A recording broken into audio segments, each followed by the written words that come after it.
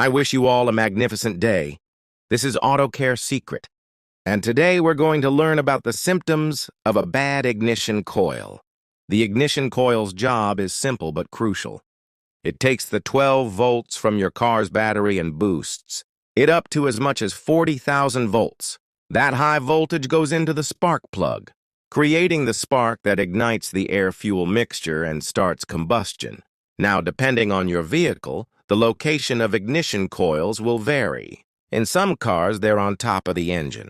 In others, they may be split between the left and right side or even front and back. In today's example, we'll be looking at a coil-on-plug setup, where each spark plug has its own ignition coil. On average, ignition coils last about 100,000 miles. So if your car's around that mileage, it's definitely something to keep an eye on. Symptoms are 1. Check engine light. If your check engine light comes on, scan the codes.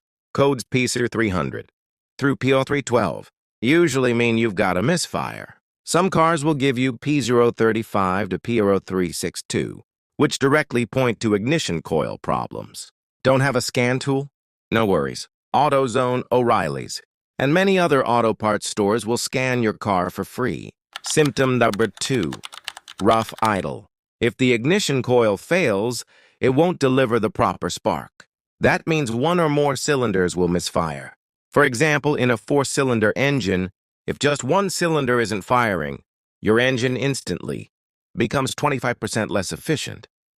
And that explains the rough, shaky idle. Symptom number 3, loss of power.